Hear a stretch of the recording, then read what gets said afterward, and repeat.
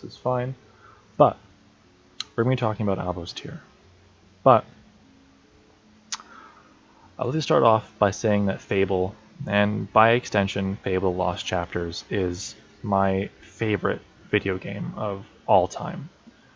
It came out during what I would say is a pivotal part of my childhood, a time where I began to truly sort of understand what playing a video game was. It was the first game that I ever completed, and it's probably the game that I've completed the most amount of times to this day. I even bought a really nice and fancy replica of Jack of Blades' mask, and will one day try to get full-size replicas of both Alvo's Tear and the Sword of Aeons. I was so engrossed with a lot of the unsung lore and the magical world that surrounded it. It really shaped my interests and hobbies to this day. I love like D&D, and I've got like a bunch of miniatures on my desk right now from fantasy. I love. But lore. That's what we're going to be talking about today. Or rather, lore that might exist, far past Old Kingdom ruins and deeper than the pages of any guild library. Now, this is more so a live reading of something I wrote about a year ago, detailing a sort of fictional account of how Alvo's Tear came to be. And there's a lot of circumstantial evidence and quotes that I will bring up that I don't have, that do have sources and are real. I just have not put them together in a cohesive format that would allow me to easily showcase these quotes and images. And I will try, when it's not too hot to just exist beside my computer, to put something together down the line to more clearly illustrate my points. But for now, I just really feel like I need to get this out because it's something that I love, and the Fable community has been so incredible, and it's something I want to share. Anyway, Alvo's Tear, a truly legendary weapon, found only after defeating Jack of Blades for the first time and foregoing the seemingly all-powerful Sword of Aeons, which you so desperately fought Jack to stop. But where did it come from? As mentioned before, once you have beaten Jack, the Guildmaster will inform you of Alvo's Tear and the details to acquire it. Long story short, you go to Maze's Tower, you read some books, you talk to a grave, and then you walk away with a sword where, quote, its strength rivals even the Sword of Aeons. Easy. Wait. But why is it that strong? The Sword of Aeons is, quote, the oldest of all weapons. Once unlocked, its power is the power of all Albion. That's a pretty high bar to reach for Alvo's Tear. A sword that gained its power by simply closing a vortex. But what does vortex really mean in the context of Fable? And one last note before we carry on. This is all just for fun and speculatory. This is more than likely an item that was added to balance good and evil options. Now, upon Jack's first death in the Chamber of Fate, he creates a vortex where he falls, as said by your sister. After doing so, as said by your sister, to which you can cast the Sword of Aeons. After doing so, Teresa says, quote, they are both where they belong now, lost forever, end quote. With this, and by Jack returning in the events of Fable the Lost Chapter, we can determine that the vortex in question doesn't destroy, it just transports or confines. Let's look at some other vortex events that occurred in Albion's history. First up, the Old Kingdom Spire, which, again, I would hopefully pull an image up. I might actually have an image up. I can close that. Yeah, also vortex. As you can see at the bottom there, both where they belong now. This is the Old Kingdom Spire. You can see a lot of vortex. You can see a vortex around, essentially, is what I'm saying. Sorry, I need to... So you can see a vortex there. But it's no simple vortex. Quote, "The spire opened a fissure between Albion and the void, where the corruption lives. And on that day, it tried to enter Albion." Well, certainly sounds very foreboding and familiar. If we jump forward to the events of Fable 2, you can clearly see a spire forming. You can clearly see a vortex forming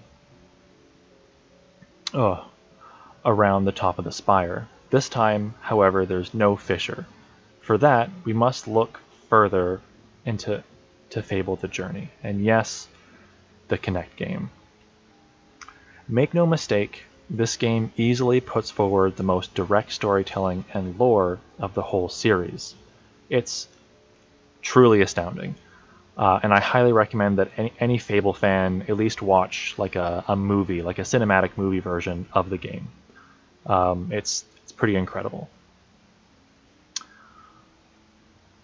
This is the same spire from Fable 2, only this time, quote, "The corruption emerging from the spire increased, altering the very air around it. A storm formed around the tower, which fluctuated in intensity and occasionally caused devastation to the coastlines of Albion." End quote. At this point, I would like to call attention to Avos Tyr's description, which I think I have another. Yeah. This sword, quote, "This sword was imbued with extraordinary power. When the Guildmage Solcius used it in a spell to close a large vortex." I'll end the quote there. Let's go back to our picture of Avos Tyr here. While I don't know exactly what a large vortex is in Fable, I do know that the resulting explosion from the first spire caused the destruction of the Old Kingdom.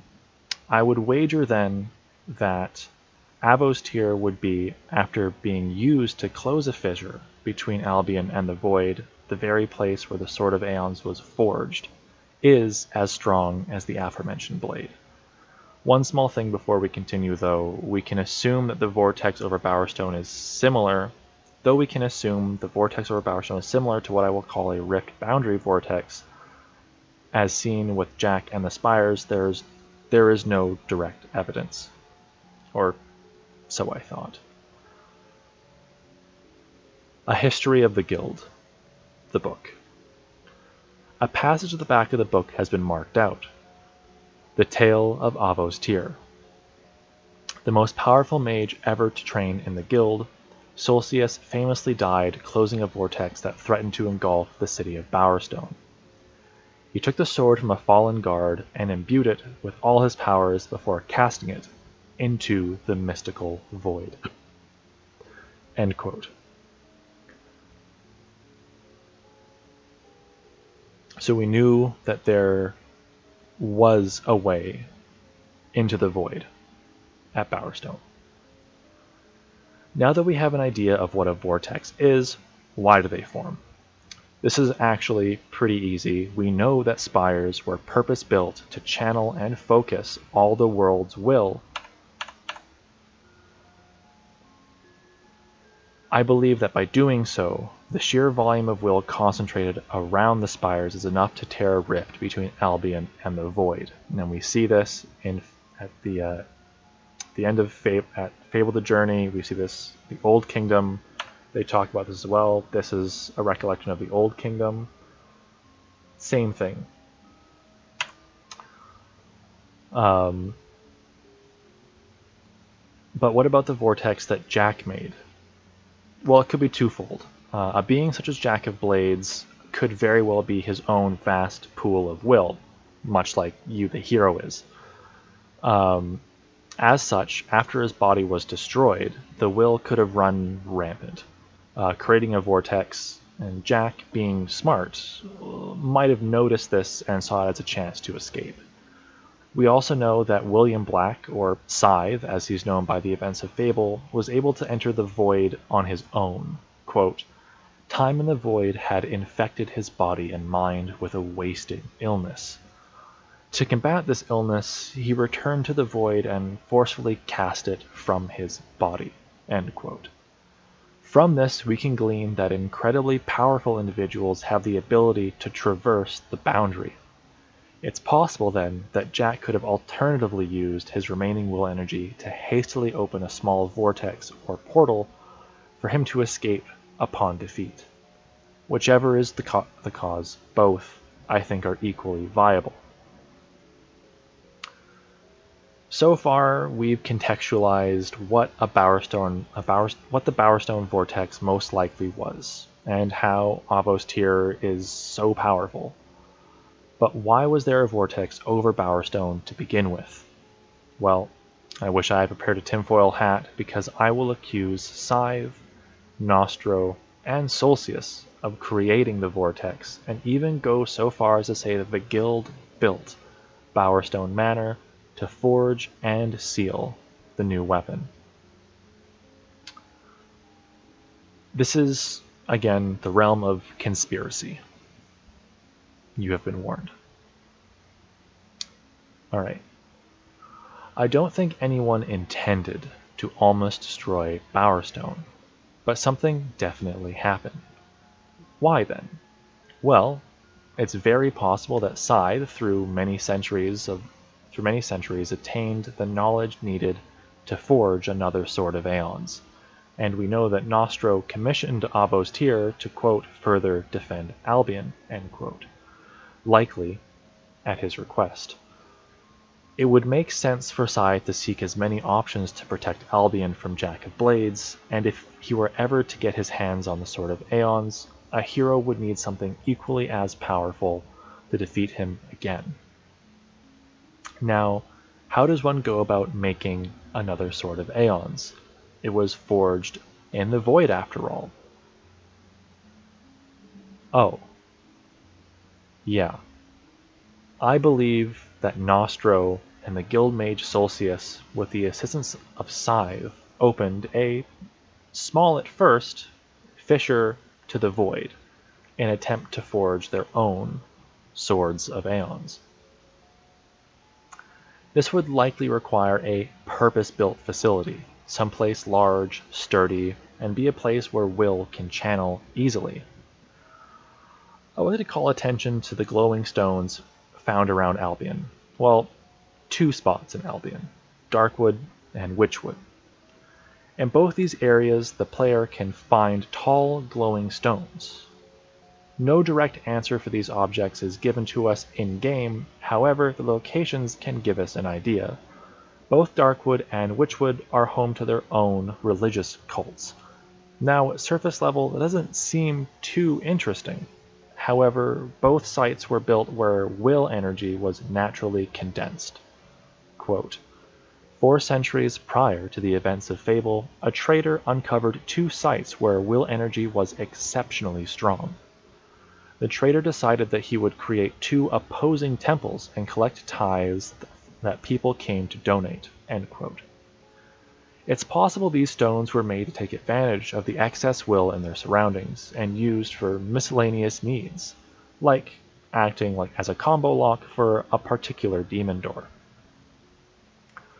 There is one other place that has these stones, or at least similar ones, Bowerstone Manor. While the stones in the manor don't look exactly like the ones in Darkwood or Witchwood, I would propose that these stones are newer, constructed by the guild to take advantage of another will hotspot in what is now Bowerstone Manor. These stones also bear a resemblance in carving wise to an old wizardy man. Now, the manor has always stuck out to me. Even with the tacky drapery covering the walls, it felt much older compared to the other buildings around it. The walls connecting Bowerstone North to the manor are different in construction. The cathedral-inspired windows, stained glass, and old statue, it almost feels like an extension of the Heroes Guild. What if it was? This is where things get much more interesting. If we take a look at the stained glass windows outside the entrance of Bowerstone Manor, we can see that they are identical to the stained glass found at the Heroes Guild. And those winged statues, also seen in the Heroes Guild. Also only seen in the Heroes Guild. There are a few smaller connections too. Outside on the battlements of the manor there are guild banners, though these do look quite new. These are not seen anywhere else in Bowerstone. The carpets inside are the same color and print as those found in the guild, and Lady Grey's bedroom looks awfully similar to a miniaturized Chamber of Fate. But the most striking objects, to me at least, are the two statues at the very entrance to Bowerstone Manor. These statues depict Nostro, the founder of the Heroes Guild. A Heroes Guild that doesn't have any statues of Nostro for themselves at present. Why does the guild not have any statues of Nostro? Why did it take so long for the guild to find out who Nostro was? And why has Solstice's greatest accomplishment been seemingly hidden? Now, I will note that Lady Grey does have ties to Nostro through the lady that poisoned him. Excuse me. And that there seems to be this speculation that Lady Grey had the manor built herself. However, if you talk to Mr. Grout or whatever, the school teacher in Bowerstone, he will say that it isn't explicitly said that it was built, just that manors and mansions were more important than the education of the children. So it's possible that this building has been there before Lady Grey took over.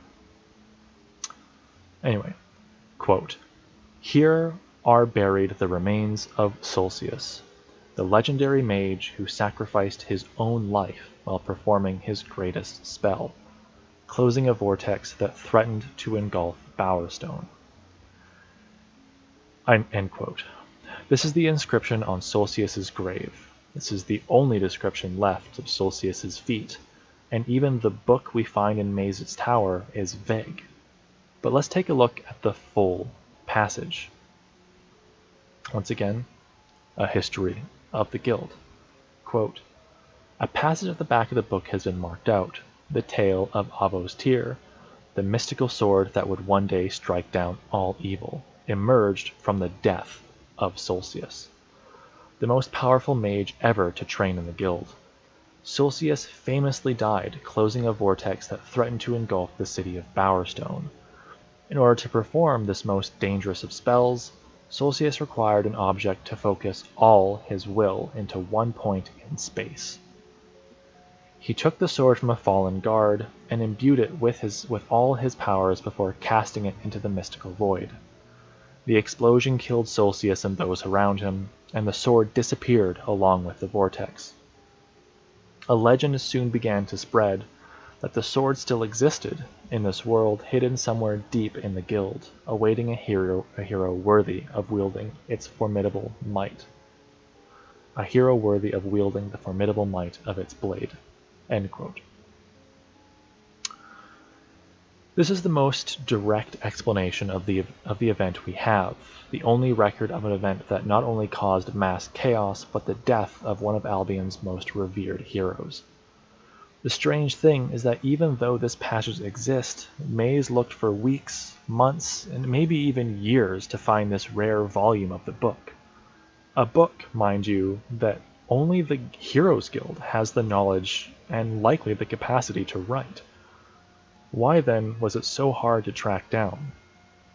And why was this passage removed from all further prints of the book? Unless maybe the Heroes Guild really is trying to hide something. Something like the near total destruction of Bowerstone, and the truth about Solstice's death. The following is a fictional imagining of the events that might have transpired during the events of the creation of Avos Tyr. Long before the rise of the hero of Oakvale lived the bandit Nostro, and through the guidance of his mentor Scythe, Nostro grew to greatness. He established the Heroes Guild, and with it quelled the savagery that ran rampant all across Albion. Many great things were commissioned by Nostro. The greatest of all stands to this day, the Witchwood Arena, which was built to settle disputes between citizens and heroes. But there is another far greater creation, one whose story was never meant to come to light. Nostro, being Scythe's greatest equal and friend, was made aware of the existence of the Void and the court that had inhabited it, along with the one that escaped, Jack of Blades. Scythe brought forward a request to Nostro for him and the guild mage Solstice to assist him in forging not one, but 2 peculiar blades to combat the unrivaled power of Jack. For this to work, however, no ordinary forge would suffice, and a special forge was to be built atop an interesting hill north of Bowerstone. This would become the Will Forge. The Will Forge required the construction of 2 rooms. The first was the forge itself, a room heavy and thick with will, built with Scythe's Old Kingdom knowledge, and it channeled and further condensed will from the surroundings. The second room was meant to house the completed weapons, constructed to match and mirror the use of the Chamber of Fate. It was meant to seal the swords and keep them free of power-hungry hands until the day they were needed. Then, on the day that room was to be used, devastation came to Bowerstone. After the forge's completion, Nostro's role was now done, and it was now time for Scythe and Solstice to begin their work channeling will into the blades until they became more will than metal. Once fully imbued, Solstice, wielding one of the blades, opened a rift to the void under Scythe's careful instruction, where the scythes were to be forged one at a time. Shortly after forging began on the second blade, the rift grew unstable due to the unquenched blade Solstice now used to hold open the gateway. As the rift grew, so did Solstice's efforts to control it. Dark clouds began to encircle Bowerstone, and vicious winds battered its residents. As Solstice struggled to control the rift, his concern for Bowerstone and all of Albion intensified. In this moment, Solstice decided the cost of these weapons would be too great, and that he would try to close the rift. To do so, Solstice required more will than he had ever possessed. Knowing that, he plunged the newly forged blade deep into his core, and began his most dangerous magic. Solstice began funneling his remaining power into the sword, and as it burned hot with will, a single thought ran through his mind. A single wish. To protect the people of Albion. And much like the spires of old, his wish was granted. An explosion rang out. A column of light parted the clouds, and the once relentless winds settled. The vortex was gone, and the rift had been closed. Scythe, having only just made it out, was not met by Solstice, but a sword. one still steaming with radiant will. The Sword of Aeons was a blood-forged weapon, and so, with no blood to quench it, and no soul to temper it, Scythe was unable to reproduce the legendary blade. But Solstice had succeeded where he had failed. But despite the success, Scythe was distraught, as this was meant to be his penance for all that he had brought upon Albion. Instead, in his hand he held his failure of his sword, and his lamentation was to be sealed and abandoned forever, like the very forge used to create it. After these events, Scythe and Nostro struck any evidence of the forge and its purpose from guild records, only leaving a single scroll detailing the whereabouts of Avo's tear. In time, the fabricated story was struck from the guild's history book, relegated to appendices, and eventually all mention of Avo's tear was to be removed. New books were printed without the appendix, and all copies of the old books were collected and burned in secret, along with the Guild of Zeros. Just as quickly as Avo's tear came into existence, it faded into myth.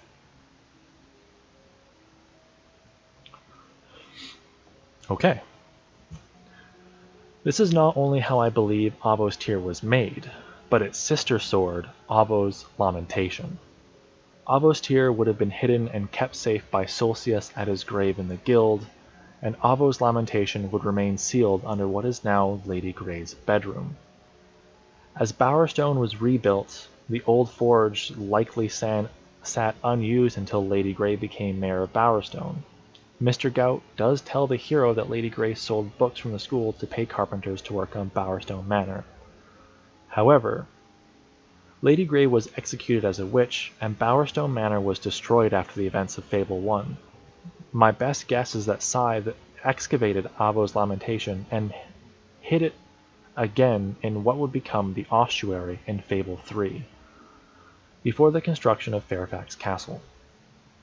One last interesting tidbit. Bowerstone is the only city in Fable 1 that does not allow anyone but the guards to carry weapons or use magic. It's curious. Oh, and the Sword of Aeons isn't the only sword to have a disembodied voice speak to its future wielder. I'd like to thank you, anyone that listens to this, for taking the time to listen to this, to a Fable fanatic ramble about guild conspiracies. This is the first time I've done anything like this, and I would like to do more things like this in the future. If anyone's interested in more of my thoughts around this, or wants to use the ideas put forward in this piece for your own projects, by all means, and I would be more than happy to cooperate and work. Yeah, that is my that's what I think of Avo's tear. Thank you again.